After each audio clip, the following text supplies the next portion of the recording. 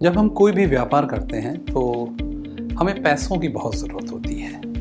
अब ऑप्शन में ये रहता है कि अपना ही पूरा पैसा लगा लें या किसी तरह की फंडिंग ले लें या बैंक से पैसा ले लें। दोस्तों, आज के इस सेशन में फ्रेंचाइजी बिजनेसेस के लिए हम कैसे कैपिटल रेज कर सकते हैं, कैसे पैसा ले सकते हैं बाहर से, या जो फाइनेंशियल पार्ट है बिजनेस का उसको कैसे स्ट्रक्चर कर सकते हैं, इस बारे में बातचीत करेंगे। लेट्स सी कि क्या होता है इसमें। जैसा मैं बार बार अपने सेशंस में बताता हूं कि फ्रेंचाइजी बिजनेस एक एक्सीलेंट बिजनेस ऑप्शन है, और अगर आप उस तरह का बिजनेस करते हैं तो आपके सफल होने की संभावनाएं बहुत रहती हैं। कारण यह है कि फ्रेंचाइजी वेंचर्स जो होते हैं, जो बिजनेस वेंचर्स होते हैं, वो ऑलरेडी ब्रांडेड बिजनेस वेंचर हमें मिल जाता है।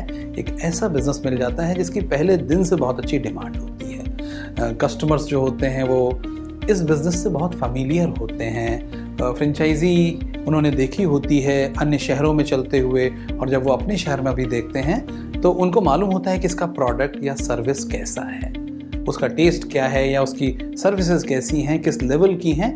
और जब वो उस शहर में भी आती हैं तो एक पॉजिटिव इम्प्रेशन ऑलरेडी बिजनेस का रहता है। तो पहले दिन से देखेंगे कि आपको एक डिमांड मिलती है, एक फ्रेश डिमांड आपके पास शुरू के दिन से ही आ जाती है। तो फ्रेंचाइजी बिजनेस के फायदे तो बहुत होते हैं, लेकिन फ्रेंचाइजी बिजनेस स्टार्ट करने के लिए इन्वेस्टमेंट भी चाहिए होती है।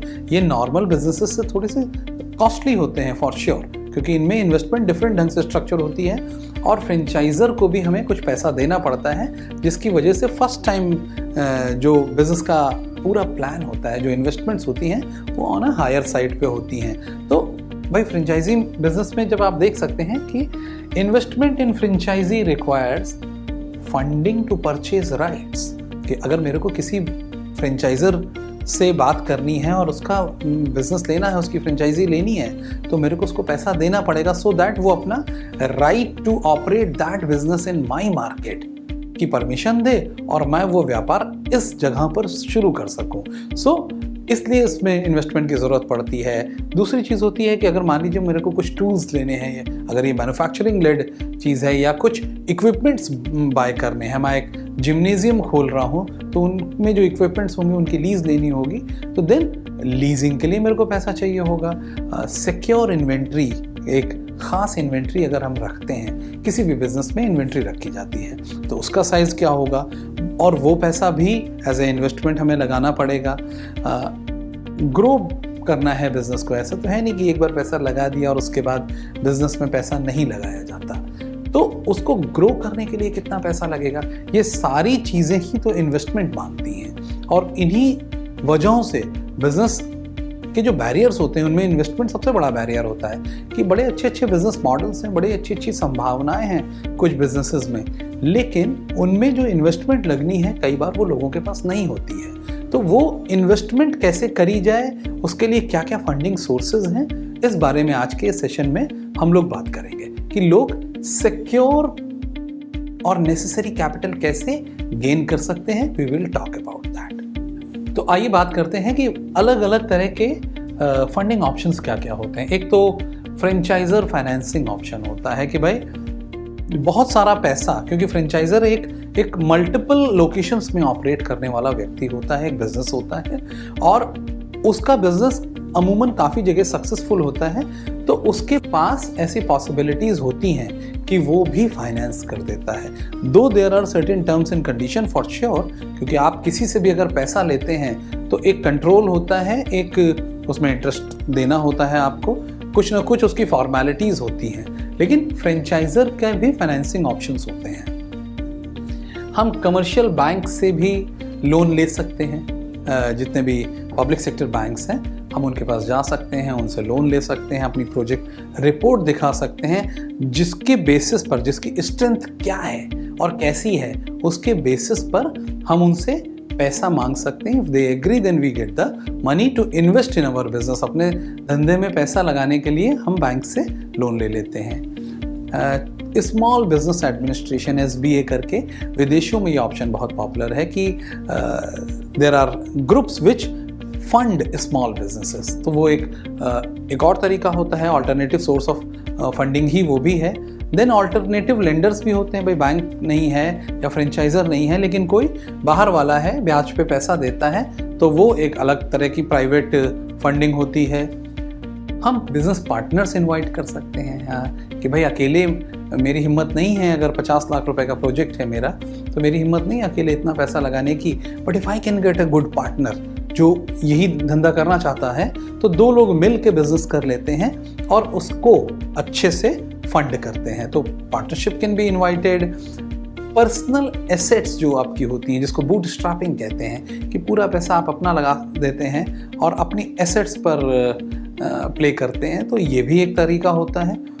बहुत से लोग मित्रों से और पड़ोसियों से भी पैसा अरेंज कर लेते हैं। आपकी अपनी सोशल रेपुटेशन कैसी है, आपने प्रीवियसली अपने को कैसे कंडक्ट किया है और आपका बिजनेस अक्यूमेन कितना शार्प है, आपकी प्रतिष्ठा कैसी है, उसके बेसिस पर आपके मित्र, यार और आपके पड़ोसी भी आपकी कई बार पैसा फंड करते हैं आपको कि नहीं ये एक अच्छा व्यापारी है और इसके सफल होने की संभावनाएं हैं और उससे उनके भी रिटर्न्स बनेंगे। आप एंजल इन्वेस्टर्स के पास भी जा सकते हैं, ऐसे लोग जो बिजनेसेस में इन्वेस्ट करते हैं ऑन इक्विटी टर्म्स और जो भी है, और उसमें पैसा डालते हैं किसी खास टर्म्स एंड कंडीशन के साथ उसके रिटर्न्स पाने के लिए। और या तो फिर आप इक्विटी फाइनेंसिंग की भी बात कर सकते हैं कि भाई आप इक्विटी सेल आउट कर दें और उसके बेसिस पर आप इक्विटी फंडिंग रेज करें। क्राउड सोर्सिंग का तरीका आजकल फेमस है कि बहुत जगहों पर आप अगर सोशल बिजनेसेस में खासकर you seek money from strangers actually, तो ये भी एक तौर तरीका हो सकता है फंडिंग जनरेट करने का। और इंटरनेशनल फ्रेंचाइजी ऑर्गेनाइजेशंस जैसी कुछ संस्थाएं हैं जो कि फ्रेंचाइजिंग बिजनेसेस में फंडिंग अवेलेबल कराती हैं, कि आप वो कैसे कराएंगे इन सब बारे में चलिए बात करते हैं, समझते हैं कि ये क्या होता है। सबसे पहला, अगर आपका फ्रेंचाइजर फाइनेंसिंग ऑप्शन भी प्रोवाइड कर रहा है तो वो क्या होता है और कैसे होता है, लेट्स अंडरस्टैंड। सबसे पहले तो आपको अपने फ्रेंचाइजर से ही पूछना चाहिए कि भाई आप किन किन चीज़ों में मेरी मदद करेंगे, फंड करेंगे। बहुत बार जो मशीनरी होती है वो फ्रेंचाइजर की तरफ से आ जाती है और उसका जो खर्च होता है वो इंस्टॉलमेंट में आपसे लेता रहता है, EMIs ऑप्शन हो जाते हैं। तो ऐसी सारी चीज़ों से बिजनेस का जो इनिशियल इन्वेस्टमेंट पार्ट है वो बहुत घट जाता है। अगर मैं जिम्नेजियम का बिजनेस कर रहा हूँ और मेरा बिजनेस पूरा 1.5 करोड़ रुपए में तैयार हो रहा है, आउट ऑफ विच मेरी मशीनें ही 75 लाख रुपए की हैं, बाकी 50 लाख का मैंने स्टोर बनाया, 25 लाख की फ्रेंचाइजी फी दी, तो ऐसे केसेस में जो 75 लाख रुपया है जो इक्विपमेंट्स में इन्वेस्टमेंट है, उसमें अगर कुछ ब्रांड्स मदद कर देते हैं कि आपको वो नहीं देना होता है, उसमें फाइनेंसिंग ऑप्शन हो जाता है, तो then it is a good business for us. तो 1.5 करोड़ रुपए की जगह हमारा वो व्यापार देखिए आप केवल 75 लाख रुपए में शुरू हो जाता है। तो इस तरह के फाइनेंसिंग ऑप्शंस क्या क्या अवेलेबल हैं फ्रेंचाइजर के पास और उसको कैसे लीवरेज करना है, ये एक इम्पॉर्टेंट फैक्टर बन जाता है। तो बहुत सारे फ्रेंचाइजर कुछ ना कुछ डेट फाइनेंसिंग करते हैं कि आपको वो फंड कर देते हैं और उसको रिट्रीव करते रहते हैं। EMI ऑप्शन हो सकता है या अदर ऑप्शंस हो सकते हैं। Franchisor may not offer principal loans, ऐसा नहीं कि वो एक मुश्त पैसा दे देंगे आपको। जैसा मैं बता भी रहा था, वो प्लांट एंड मशीनरी में आपके साथ इन्वेस्टेड हो जाएंगे एंड स्लोली वो आपके रेवेन्यूज से उसको एडजस्ट करते रहेंगे। बैलून पेमेंट ऑप्शंस होते हैं जिसमें आप एक तरह से लमसम आपको एक प्रोजेक्ट पूरा फीड कर दिया जाता है और उसमें जो इंफ्रा पार्ट होता है उसको हैंडल किया जाता है with all the securities available, लेकिन एक ये भी ऑप्शन होता है। तो ये चीज़ों से आई डाउट कि कोई भी फ्रेंचाइजी इसमें पैसा देता है।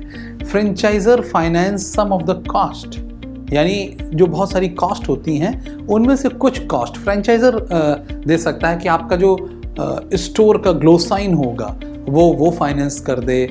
कुछ चीज़ें जो मार्केटिंग की होंगी वो फ्रेंचाइजर फाइनेंस कर देता है, because every element is cost.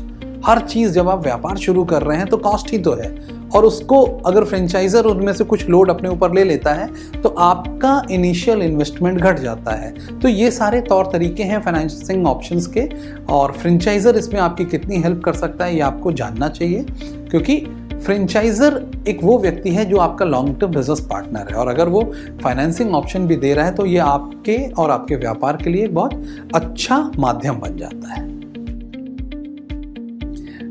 Commercial bank loans, India में बैंकिंग बहुत इवॉल्व्ड स्ट्रक्चर है और व्यापार करने के लिए सरकारी बैंक्स या प्राइवेट बैंक्स भी लोनिंग करते हैं। अब फ्रेंचाइजी कैन अप्लाई, आप अगर फ्रेंचाइजी हैं तो आप जाकर अप्लाई कर सकते हैं कमर्शियल लोन के लिए किसी भी बैंक जो आपकी चॉइस का हो, आपकी जान पहचान का हो।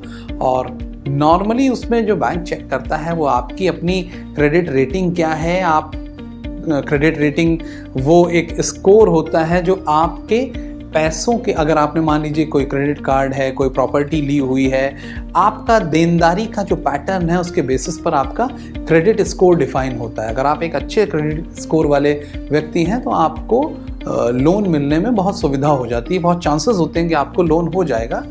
लेकिन जो दूसरी सबसे इंपॉर्टेंट चीज़ होती है वो आपका बिजनेस प्लान होता है। आपके पास कितना डिटेल्ड बिजनेस प्लान है, उसके सफल होने की क्या संभावनाएं हैं, कितना माइक्रो में जाके आपने अपनी प्रोजेक्ट रिपोर्ट बनाई है, ये सारे फैक्टर्स को कंसीडर करने के बाद जब आप वो प्रोजेक्ट रिपोर्ट लोन के लिए अपने बैंक को देते हैं तो वो उसको कंसीडर करता है, उसको समझता है और इस संभावना को समझता है कि इस रिपोर्ट में पैसा बनने की कितनी संभावनाएं हैं, उसके बेसिस पर वो लोन सैंक्शन करता है। तो कमर्शियल बैंक लोन्स हमेशा बहुत अट्रैक्टिव ऑप्शन होता है, हमेशा लोवेस्ट कॉस्ट पर मिलता है। ये नॉर्मली 12% के ओवरऑल सिनेरियो पे होता है, 10-12% का इंटरेस्ट चार्ज करते हैं बैंक्स, और इसलिए ये इंडिया में एक सस्ता लोन माना जाता है। सो जितने भी बिजनेसेस हैं उनको अपनी ग्रोथ करने के लिए कमर्शियल बैंक्स का अक्सर सहारा लेना पड़ता है। Hence I recommend keep a very good rating, credit rating for yourself. अपने लिए अपनी credit rating over the years अच्छी बना के रखें, जिससे कि कल को अगर आप किसी बैंक के पास जा रहे हैं और उससे सपोर्ट मांग रहे हैं, लोन मांग रहे हैं, तो आपको मिलने में आसानी हो। और दूसरा, अपना जो प्रोजेक्ट रिपोर्ट है वो बिल्कुल बेहतर से बेहतर बनाएं। ज़रूरत लगे तो किसी चार्टर्ड अकाउंटेंट की मदद ले लें, सो दैट आप जब बैंक को एक रिपोर्ट पेश करें वो विनेबल रिपोर्ट होना चाहिए, वो लूज नहीं होनी चाहिए। जैसे मैं बता रहा था कि वर्ल्ड ओवर SBAs होते हैं, स्मॉल बिजनेस एडमिनिस्ट्रेशन होता है, कुछ क्राइटेरिया के साथ वो भी फ्रेंचाइजीज को पैसे उपलब्ध कराता है। अब ये स्मॉलर डाउन पेमेंट्स में लोन अवेलेबल कराते हैं और इनका रीपेमेंट टर्म जो होता है वो काफ़ी लंबे समय के लिए होता है, तो बहुत स्ट्रक्चर्ड होता है। लेकिन ऐसे संस्थान जो फ्रेंचाइजी बिजनेसेस या बिजनेसेस को, स्मॉल बिजनेसेस को मदद करते हैं, इंडिया में भी बहुत सारे ऐसे सरकारी संस्थान भी हैं या ऐसे ऑर्गेनाइजेशंस हैं जो सोशल बिजनेसेस को मदद करते हैं, तो वो आपको पैसा अवेलेबल करा देंगे जो आपको बहुत छोटी सी डाउन पेमेंट पर मिल जाता है और काफ़ी लंबे समय तक आप आराम से उसको रीपे कर सकते हैं, आपको सब्सिडीज़ भी मिल जाती हैं। तो ये डिपेंड करता है कि कैसे संस्थान से आपने और किन शर्तों पर आपने ये पैसा उठाया था। ये नए बिजनेस वेंचर्स के लिए तो बहुत अच्छा होता है, it is ideal for new business ventures. और अगर आपको किसी SBA से पैसा मिला है तो बैंक भी इस चीज़ को बहुत अच्छे से देखता है और वो भी लोन करने के लिए राज़ी हो जाता है, क्योंकि उसको लगने लगता है कि लेंडर्स का कॉन्फिडेंस है इस बिजनेस में, और normally it reduces the risk that lenders have to take on with this venture. जो रिस्क होता है वो मिनिमाइज होने लगता है। अब बात करते हैं ऑल्टरनेटिव वेंडर्स की, ऐसे लोग जो फॉर्मल लेंडिंग सिस्टम के पार्ट नहीं होते हैं। तो ऑल्टरनेटिव लेंडर क्या होता है? ये बैंक नहीं होता है, ये एक तरह से प्राइवेट फाइनेंसिंग ऑप्शंस में आता है। ये फंडिंग प्रोवाइड करता है फ्रेंचाइजीज को, जो फ्रेंचाइजी बिजनेस लेने वाले लोग होते हैं, जो एंटरप्रेन्योर्स होते हैं, उनको ये फंडिंग प्रोवाइड करता है। और ये अलग अलग तरह के सोर्सेज यूज़ करते हैं फंडिंग के लिए, तो डिपेंड करता है कि आप किस तरह के ऑल्टरनेटिव लेंडर्स पर जा रहे हैं।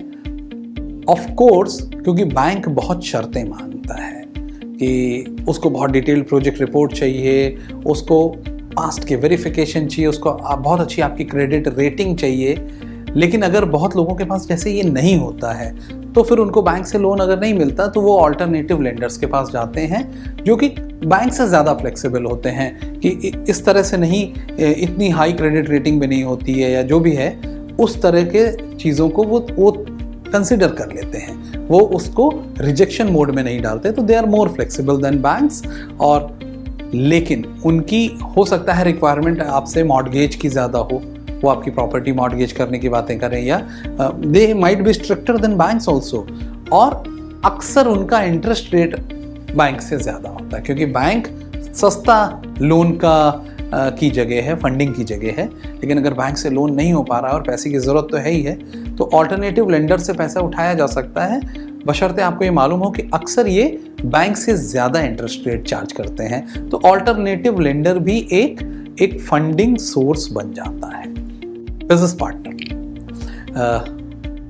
वर्ल्ड ओवर और आजकल के समय में भी बिजनेसेस अपनी दम पर करना, अकेले केवल अपना पैसा लगाकर करना वर्सेस किसी के साथ पूल इन करके करना में दो अलग अलग चीजें हो जाती हैं। जब आप बिजनेस पार्टनर सीख करते हैं फंडिंग के लिए, तो आप ना केवल फंडिंग अप्रोच कर रहे हैं उस व्यक्ति से, बल्कि एक तरह से एक ऐसा व्यक्ति जो कामों में भी आपकी मदद करेगा, जो प्रोजेक्ट है उसमें कुछ रोल वो भी डिफाइन कर लेगा, कुछ आपका हो जाएगा, दोनों मिलकर पैसा पूल करते हैं एंड एज ए रिजल्ट एक टीम बननी शुरू होती है, जिसमें बिकॉज वर्कलोड भी डिवाइडेड हो जाता है और फंडिंग लोड भी डिवाइडेड होता है, उसके बेसिस पर अर्निंग सिस्टम्स भी डिफाइंड हो जाते हैं, लेकिन इसके ज़्यादा बेहतर काम करने की संभावनाएं भी बढ़ जाती है, क्योंकि एक से भले दो वाली बात हो जाती है, या तीन हो जाते हैं या चार हो जाते हैं। तो it is one of the ideal options. ये एक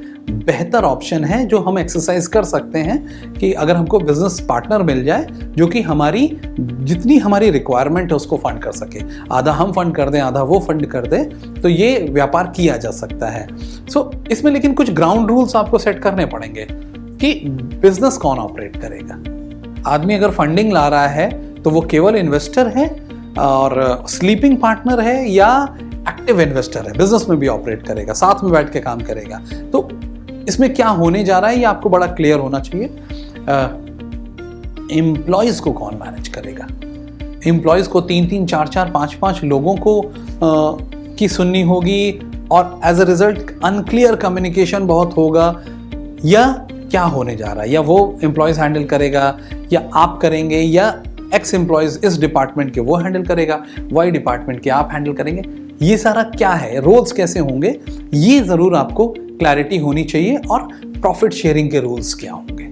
पार्टनर अगर आपने सीख किया है तो एक बहुत अच्छा ऑप्शन हो सकता है एक किसी प्रोजेक्ट को फंड करने का, बट देन आपको रोल क्लैरिटी होनी चाहिए और रेवेन्यू क्लैरिटी होनी चाहिए कि रेवेन्यू कैसे कैसे डिवाइड होगा, प्रॉफिट्स कैसे कैसे डिवाइड होंगे, और कोई मिसमैनेजमेंट ना हो। इसके लिए आपको प्रॉपर इसका स्ट्रक्चर प्रोवाइड करना चाहिए, प्लान प्रोवाइड करना चाहिए। तो एक बहुत अच्छा ऑप्शन होता है फंडिंग रेज करने के लिए कि आप पार्टनरशिप इनवाइट कर लें, किसी को बिजनेस पार्टनर बना लें। पर्सनल एसेट्स एक तरह से जो आपका अपना पैसा है, जिसको बोलते हैं कि अपनी ही एसेट्स हम यूटिलाइज करते हैं और उनको उपयोग में लाकर बिजनेस की फंडिंग प्रोवाइड करते हैं। तो नॉर्मली अक्सर लोग ऐसे ही करते हैं जब वो अकेले बिजनेस कर रहे होते हैं। तो आपके सेविंग अकाउंट्स, जो आपका सेविंग्स की पूंजी है, उसमें जो पैसा है that can act as a potential fund for the business जो आप करना चाह रहे हैं। तो आपकी सेविंग्स अकाउंट का जो पैसा है वो दिया जा सकता है। कई बार आप रिटायरमेंट कॉर्पस जो आपका होता है, या किसी प्रीवियस एम्प्लॉयर से आपको जो एक लमसम फंड जो मिला होता है, जो आपका कोई भी फंड हो सकता है, आपका बोनस हो सकता है, आपका ओवर द ईयर्स जो भी सेवरेंस फंड्स होते हैं स्प्लिट होने पर वो आपको मिलते हैं, वो लमसम में आपको मिल जाते हैं। तो वो सारी चीज़ें जो हैं वो आपके पर्सनल एसेट्स हैं और उनको आप डिप्लॉय कर सकते हो किसी भी बिजनेस को स्टार्ट करने के लिए। तो ये भी एक अच्छा तरीका है कि अगर आपके पास ऐसे फंड्स की सुविधा है, व्यवस्था है, तो उनको इनकैश किया जा सकता है और उनको डाला जा सकता है नए बिजनेस में। होम इक्विटी ली जा सकती है, यानी जो आपका घर है वो मॉर्गेज करके पैसा उठाया जा सकता है। रिटायरमेंट सेविंग्स प्लान्स पे या म्यूचुअल फंड्स पे या इक्विटीज़ पर अगर आपने इन्वेस्टमेंट कर रखी है, उनको इनकैश किया जा सकता है। ये ये ऑप्शंस आपके पास होते हैं। एक कॉशन है इसमें, आपको अपने पर्सनल एसेट्स को लीवरेज तो करना चाहिए, लेकिन इससे आपकी फ्यूचर की फाइनेंशियल सिक्योरिटी डिस्ट्रॉय भी हो सकती है या वो खतरे में पड़ सकती है। तो समझ बूझ के करें, कितना करना है ये क्लैरिटी रखें।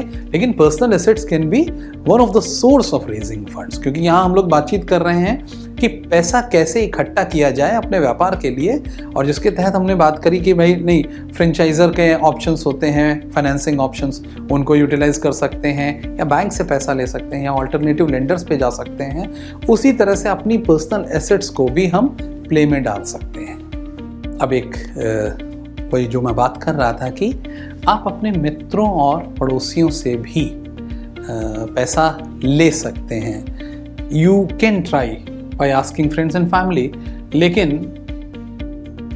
अब ये एक सरल तरीका होता है कि आपको जो लोग जानते हैं, जो आपकी प्रतिष्ठा है, जो सोशल रेपुटेशन है, उसको देखते हुए और जो आपकी व्यापारिक प्रतिष्ठा है उसको देखते हुए, कई बार आपकी पोजीशन इतनी अच्छी होती है कि आप लोगों से पैसा सीख कर सकते हैं, मांग सकते हैं। भाई बैंक को और जो ऑल्टरनेटिव लेंडर्स है उनसे पैसा लेने में आप अपना मकान भी गिरवी रख रहे हैं, आप अपने जेवर गिरवी रख रहे हैं और बहुत सारा काम कर रहे हैं। ये एडवाइजेबल नहीं होता कई बार। तो इससे बहुत अच्छा सॉफ्ट ऑप्शन है कि आपकी एक रेपुटेशन है और उसको आप लीवरेज कर सकते हैं फॉर श्योर, क्योंकि आप बेहतर व्यक्ति हैं, वो पैसा आप निर्धारित शर्तों पर वापस भी कर लेंगे। लेकिन अक्सर ये बड़े सॉफ्ट लोन्स का काम करते हैं। तो बहुत ऑल्टरनेटिव लेंडर को हम 25% के इंटरेस्ट पर पैसा उठाएं और उसको एंटरटेन करें, तो बहुत अच्छा है कि हम किसी संबंधी या मित्र को से पैसा ले लें, बशर्ते उसके पास अपनी अवेलेबिलिटी है, और उसके पैसे को यूटिलाइज करके उसको वापस किया जाए टाइम बाउंड ढंग से, सो दैट आगे भी कभी अगर आपको ज़रूरत हो तो वो व्यक्ति या इसके कारण अन्य लोग आपकी मदद करने के लिए आगे रहें हमेशा। तो लेकिन इसमें जो आपका पेमेंट प्लान है वो आपको इस्टेब्लिश करना पड़ेगा कि भाई आपने ये पैसा लिया है तो आप कितने दिन में देंगे और कैसे कैसे करके देंगे, कब कब क्या उसका टाइम बाउंड होगा। ये क्लीनलीनेस एक इम्पॉर्टेंट फैक्टर होती है, और आप उसमें कितना इंटरेस्ट देंगे, देना चाहते हैं या वो लेना नहीं चाहता, ये सब दूसरी बातें हैं। बट देन थोड़ा सा प्रोफेशनली ट्रीट करना इन ऑप्शंस को होना चाहिए, क्योंकि ये सॉफ्ट ऑप्शंस होते हैं। एक बार अगर आपने बेहतर ढंग से किसी व्यक्ति के पैसे को ट्रीट किया और उसको अच्छे से वापस किया with some returns attached to it, तो हो सकता है आगे आपको वो और बड़े पैसे से मदद करे। और ये ऑप्शन इतना फ्लूइड होता है कि आपको बैंक पे गए, रिपोर्टें लगा रहे हैं, वो रिजेक्ट कर रहे हैं, ऑल्टरनेटिव आदमी के पास जा रहे हैं, उन सब से एक बहुत अच्छा रेपुटेशन को इनकैश करने का ऑप्शन होता है, बशर्ते आप कितने खुद में स्ट्रक्चर्ड हैं और कैसे इस पीस को अप्रोच करते हैं।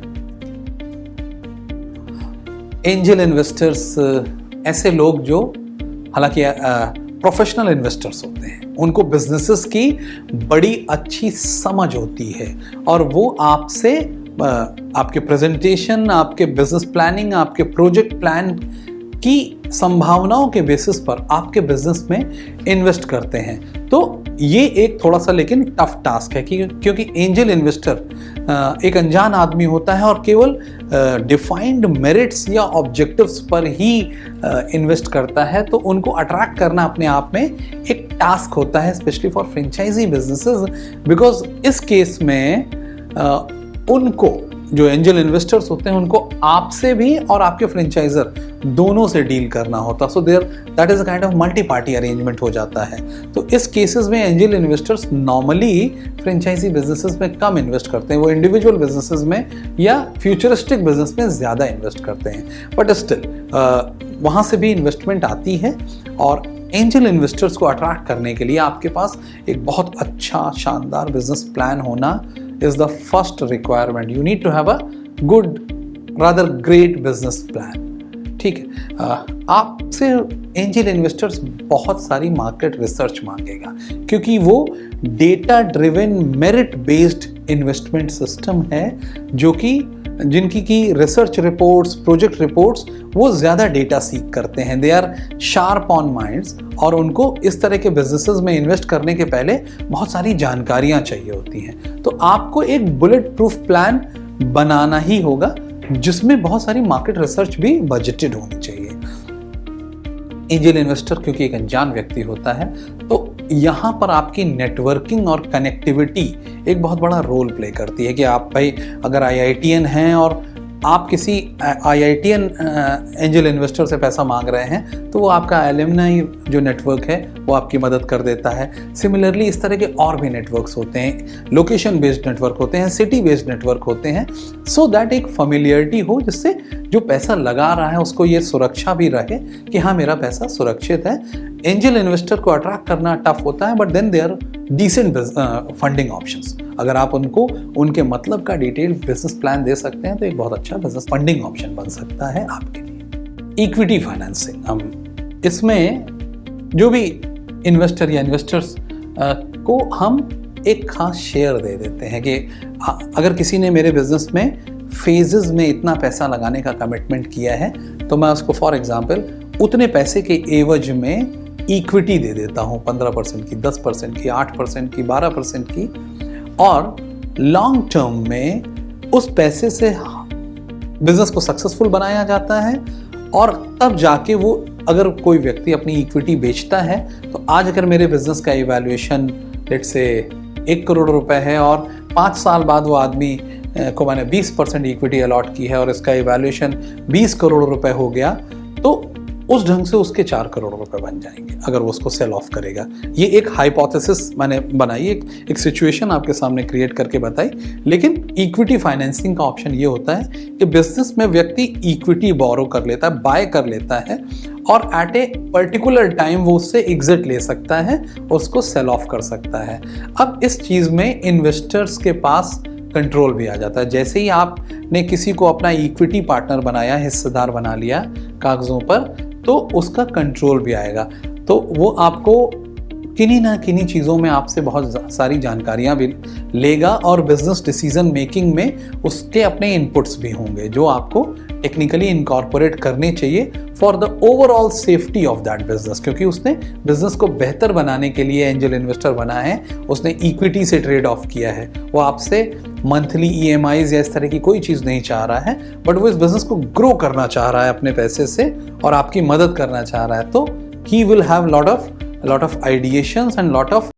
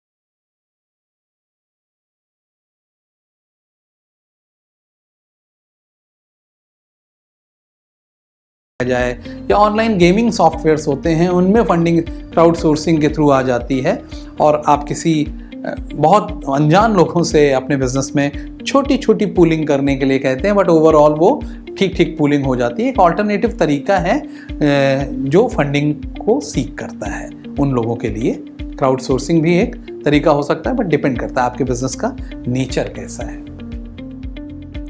इंटरनेशनल फ्रेंचाइजी एसोसिएशन दुनिया में एक प्रतिष्ठित संस्था है और वो फ्रेंचाइजी बिजनेसेस को फंड करती है।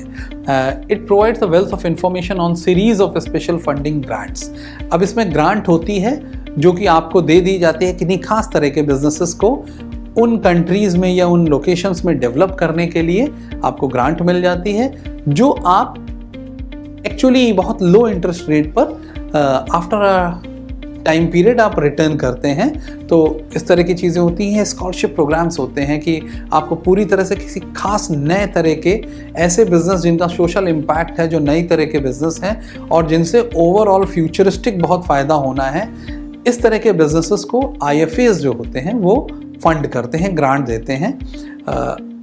बहुत से इंस्टीट्यूशंस होते हैं जो अपने ग्रेजुएटिंग स्टूडेंट्स को फंड करते हैं व्यापार करने के लिए, बिजनेस करने के लिए, एंटरप्रेन्योरशिप को ट्राई करने के लिए। सो ये इनिशिएटिव्स नॉर्मली समाज के उन वर्गों के लिए कई बार किया जाता है जहां बहुत सारी एंटरप्रेन्योरशिप नहीं हो रही है, या माइनॉरिटीज़ के लिए लोग कर लेते हैं, या विमेंस के लिए इस तरह के बिजनेसेस में फंड करते हैं कि उन प्रोजेक्ट्स को फंड किया जाए जो वो लोगों पर सेंट्रिक हों जो बहुत ज़्यादा बिजनेसेस नहीं कर रहे हैं या उनको को फंड नहीं मिल रहा है। तो ओवरऑल इनका एक सोशल इंक्लिनेशन होता है, एक अप्रोच होती है। तो इंटरनेशनल फ्रेंचाइजी एसोसिएशंस जो हैं वो इस तरह के ग्रांट्स या फंड आपको अरेंज करते हैं। Rollovers as business startup या ROBS, अब ये एक non traditional form of financing है और ये इन्वेस्टर्स को उनका जो सुपर एनुएशन सेविंग्स होता है उनको रोल ओवर किसी बिजनेस में करने की छूट देता है। तो ये लो मंथ रिपेमेंट फैसिलिटी के बेसिस पे होता है कि इसमें मंथली रिपेमेंट फैसिलिटी बहुत ज़्यादा नहीं होती है। जिसने आपको फंडिंग दी है उसको छोटी छोटी रिपेमेंट फैसिलिटी दी जाती है, लेकिन इसकी कुछ कमियां हैं कि इनिशियली एक लार्जर डाउन पेमेंट अपफ्रंट आपको देनी पड़ती है उस व्यक्ति को जिसने rollovers as business startup plan के तहत आपको फंड किया है, जो आपका इन्वेस्टर है, और it takes longer time to make money from it. यानी इस तरह का रोल ओवर का पैसा लेकर आपको पैसा बनाने में ज़्यादा समय लग जाता है, क्योंकि बहुत सारा एकमुश्त पैसा तो आपने डाउन पेमेंट के नाम पर उनको दे दिया होता है और रेस्ट पैसे से आप बिजनेस करते हैं और उसके बाद आप उसको रिटर्न करते हैं। तो इसका बहुत बड़ा इम्पैक्ट नहीं होता है। इसलिए भी ये ऑप्शन है, ये इंडिया में बहुत ज़्यादा प्रचलित नहीं है। So rollovers as business startup भी जो लोग अपने सुपर एनुएशन को बिजनेस स्टार्टअप में डाल देते हैं आपके पार्टनर बन के और आपसे एक मुश्त पैसा ले लेते हैं एंड रिटर्न्स लेते रहते हैं, ये एक ऑप्शन होता है फंडिंग का। दोस्तों, आज के इस सेशन में हम लोगों ने बात करी कि कैपिटल कैसे रेज करी जाती है, फंडिंग कैसे रेज करी जाती है, उसके ऑप्शंस कैसे हैं। अगर हम कोई फ्रेंचाइजी बिजनेस लेने जा रहे हैं तो हमको पैसा मिलेगा कहाँ से? अपनी तरफ से हम अपनी पर्सनल एसेट्स का पैसा डाल सकते हैं या बैंक से ले सकते हैं या ऑल्टरनेटिव लेंडर्स होते हैं या अन्य संस्थान होते हैं या एंजल इन्वेस्टर्स होते हैं। तो हम लोगों ने मल्टीपल ऑप्शंस आज देखे कि किन लोगों के माध्यम से, किन संस्थानों के माध्यम से हमारे बिजनेस में पैसे की फंडिंग की जा सकती है। मुझे पूरी उम्मीद है कि जिन लोगों को जो लोग भी फ्रेंचाइजी बिजनेस लेने जा रहे हैं और फंडिंग के ऑप्शंस को इवैल्यूएट कर रहे होंगे, उनके लिए ये सेशन काफ़ी मीनिंगफुल रहा होगा और उनको कुछ ना कुछ ऐसी जानकारी ज़रूर मिली होगी जिससे वो अपनी फंडिंग नीड्स को और क्लियर कर सकते हैं और सही संस्थानों पर या व्यक्ति पर जा सकते हैं और अपने बिजनेस की फंडिंग कर सकते हैं। आई होप सो कि you enjoyed this session. Thank you very much.